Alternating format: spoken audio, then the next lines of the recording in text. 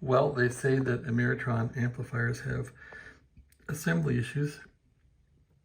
I would say that's true in some cases. Anyway, this is the ALS1300 that I bought, and I found the minus 12 volt wire there has a short on it, so it doesn't seem to have a short now, and I don't even know where the wire goes. I couldn't find on the schematic why it's there, what it goes to, but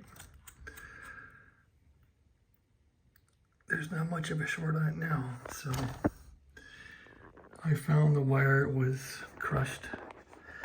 So you can see this little white wire here that's going under that lug.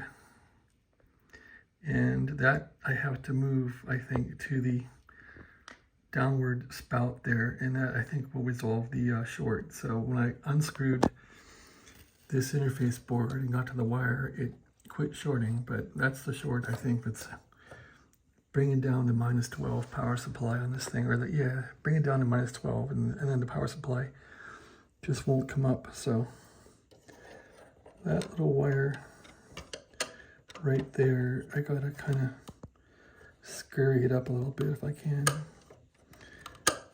I probably gotta get some needle nose to do that. Anyway, I think that's what's wrong with this baby.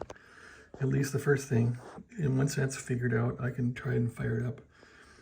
I'm not thinking this thing was even touched by anybody, really. It doesn't look like anyone's been soldering in here.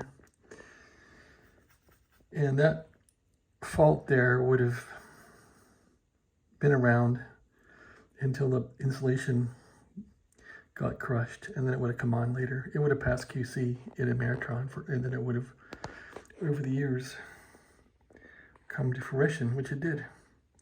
Anyway, I'm thankful for that fault, because maybe that got me an amplifier that I could afford. I got a broken one, guys, and I'm going to fix it. So